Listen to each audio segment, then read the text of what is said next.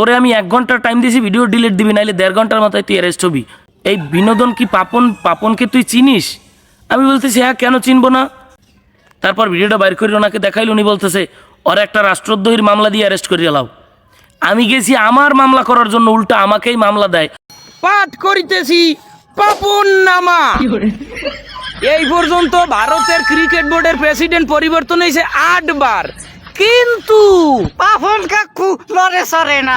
পাকিস্তানের board president পরিবর্তন হয়েছে 7 বার, শ্রীলঙ্কা হয়েছে 4 বার, কিন্তু পাপন কাকু লড়ে সরে না। পাপন কাকু লড়ে সরে না।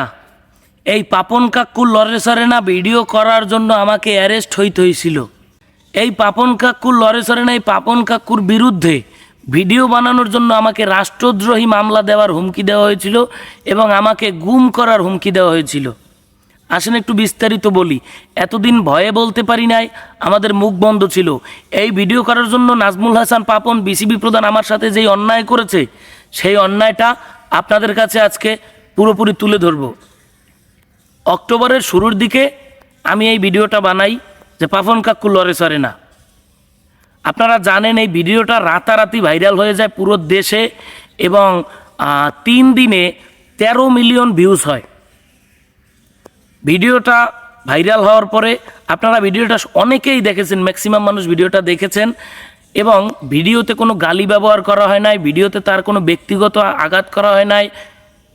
ভিডিওটা ভাইরাল হওয়ার পর হঠাৎ রাত 3টায় ইউনাইটেড স্টেটের একটা নাম্বার থেকে, আমেরিকার একটা নাম্বার থেকে রাত 3টায় আমার নাম্বারে একটা ফোন করা হয় এবং ফোনটা রিসিভ করার পর জিজ্ঞেস করে আপনি কি বিনোদন ভাই? আমি বলতেছি হ্যাঁ। বলে আপনি কি টিকটক করেন? আমি বলি না, আমি চাকরি করি, টিকটক করি না, আমি কন্টেন্ট ক্রিয়েশন করি। বলে কন্টেন্ট ক্রিয়েটর কি একটা পেশা? আমি কই এটা পেশা না, আবার পেশা হতেও পারে।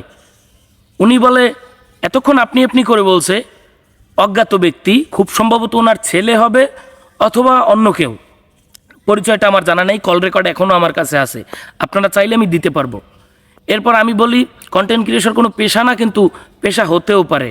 উনি সরাসরি আমাকে বলতেছে তুই যে এই সমস্ত ভিডিও বানাও, বিনোদন মারাও, এই বিনোদন কি পাপনকে তুই চিনিস? আমি বলতেছি হ্যাঁ, কেন চিনবো না, পাপন সাহেবকে কেন চিনবো না। উনি বলে কি চিনিস তুই? আমি বলতেছি উনি সাবেক রাষ্ট্রপতির ছেলে এবং বর্তমান বিসিবি প্রধান। তখন উনি ক্রীড়া মন্ত্রণালয়ের দায়িত্ব পায় নাই, নির্বাচনের আগের কথা। তারপর বলতেছে তাইলে তুই চিনিস যখন রাষ্ট্রপতির ছেলে, উনি কি বিনোদনের মানুষ? ওনাকে নিয়ে কি বিনোদন করার জিনিস উনি? আমি বলতেছি উনি বিনোদন করার জিনিস না, কিন্তু উনি তো ওনার বিরুদ্ধে কথা বলে না এমন কোনো মানুষ আছে বাংলাদেশে? উনি দুর্নীতি করতে পারবে, আমরা কথা বলতে পারবো না? কয় তুই আর একটা কথা বললে তোরে গুম করে ফেলমু। আমার যদি বাংলাদেশে আসা লাগে তাইলে তোর কাছে র্যাব পাঠামু এবং তোরে বাসা থেকে তুললে আনমু, তোরে কেউ বাঁচাইতে পারবে না। তোর এমন কোনো বাপ নাই যে তোরে বাঁচাইতে পারবে। আমি খানিকটা ভয় পেয়ে গেছি। ভয় পাওয়ার পর ওনার সাথে হুম হাম করে কলটা কেটে দিয়েছি। কল রেকর্ড করা আছে আমার কাছে এখনও। এরপর ওই জিনিসটা ওই পর্যন্তই মিটমাট। এরপর উনি ডিবি কার্যালয় থেকে একজনকে দিয়ে আমাকে ফোন দেন পরের দিন বিকালে, যে আমরা ডিবি অফিস থেকে বলতেছি। আদতে তিনি ডিবি অফিসের কিনা আমি জানি না, উনি পরিচয় দিয়েছে ডিবির। আমি ডিবি অফিস থেকে বলতেছি ভিডিওটা দ্রুত ডিলিট দাও। আমি বলতেছি কেন, আমার ভিডিও আমি ডিলিট দিব কেন? বলতেছে তুই ডিলিট দিবি কিনা ক, তোরে আমি 1 ঘন্টা টাইম দিয়েছি, ভিডিও ডিলিট দিবি, নাইলে 1.5 ঘন্টার মাথায় তুই অ্যারেস্ট হবি। আমি বলছি আচ্ছা দিতেছি বললে আমি আর ডিলিট দেই নাই, কলটা কেটে দিয়েছি। এরপর আমাদের পটুয়াখালী থানায় যেটা হয়েছে, আমি একদিন আমার একটা কাজে আমার একটা চ্যানেলে স্ট্রাইক দিয়েছে, ফেক স্ট্রাইক। এইটার কারণে আমি থানায় জিডি করতে গিয়েছিলাম। থানায় যাওয়ার পর একজন এএসআই, আমি নামটা প্রকাশ করব না এখন, একজন এএসআই উনি আমাকে বলতেছে, ওনার পাশে আরেকজন পুলিশ, উনি ওসি না, ওসি স্যারকে আমি খুব ভালো করে চিনি, ওসি স্যার খুব ভালো মানুষ, তখনকার এসপি ছিলেন সাইদুল স্যার।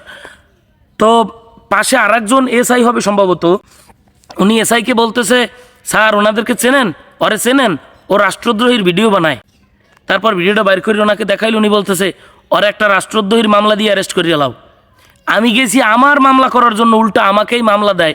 অথচ কোনো অভিযোগ না, কোনো রাষ্ট্র না, কোনো মামলা না, তারা হুট করে 54ও না, এখানে কোনো রাষ্ট্রদ্রোহিতার কোনো বিষয়ই না।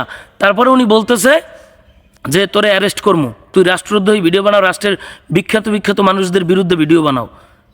এবার আমি বলতেছি ভাই একটা বিনোদনের ভিডিও বানাইছি, বিনোদনের মাধ্যমে প্রতিবাদ করছি, এখান তো তার গালি করা হয় না কিছু না, রাষ্ট্রদ্রোহীর ভিডিও কীভাবে কয় না তোরে আমি অ্যারেস্ট করবো। পরে বিভিন্ন কায়দায় আমার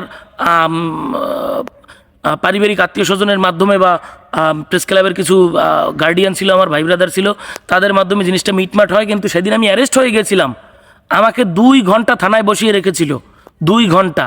তো আজকে পাপন সাহেব আপনি কোথায়?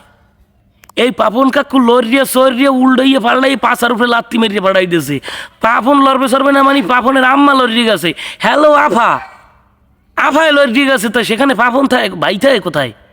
সেই পাপন পাপন খেলাযোগের সাক্ষাৎকারে কি বলে যে আমার ফেসবুক নাই, আমি কিচ্ছু দেখি না। অথচ এই সমস্ত কার্যকলাপ আমার সাথে করা হয়েছে শুধুমাত্র পাপন নামা ভিডিও বানানোর জন্য। অবশেষে পাপন কাকু আপনি লড়িয়ে সরিয়ে গেলেন না, আমারে যেই হুমকি দামকি দিছে না, শুধু আমারে না, বাংলাদেশের কোনো কন্টেন্ট ক্রিয়েটর মুখ খুলে কথা বলতে পারে না আপনাদের বিরুদ্ধে, মুখ খুললে শান্তিভাবে আপনাদের বিরুদ্ধে প্রতিবাদ করতে পারে নাই। পাপ বাপরেও সারে না ভাই, পাপ কখনো বাপরেও সারে না। পাপের ফসল কর্মফল একদিন না একদিন পাবেন। আজকে পেয়ে গেছেন। এতগুলো বছর বিসিবি এবং এই বাফুফের সালাউদ্দিন সুদানির পুত এবং পাপন সুদানির পুত, এরা যেভাবে এই দেশটারে লুট করে খাইছে, বিসি এবং বাফুফেকে যেভাবে লুটপাট করে খাইছে, এই পাপের ফসল আপনারা পাইয়ে গেছেন এবং ভবিষ্যতে আরও পাবেন ইনশাল্লাহ। এই দেশ তারুণ্যের দেশ, এই দেশ স্বাধীনতার দেশ, এই দেশ বাক স্বাধীনতার দেশ, এই দেশ জনতার দেশ। এই দেশে কোনো দুর্নীতিবাদ চোরের ঠাঁই হবে না ইনশাল্লাহ। জনতা যখন জেগেছে ভবিষ্যতেও জাগবে। তো আজকে একটা দুঃখের বিষয় আপনাদের সাথে শেয়ার করলাম। এখন পাপন কাকু আমনে কোথায়? এখন তো হোমানে ধুমু আমনে গো।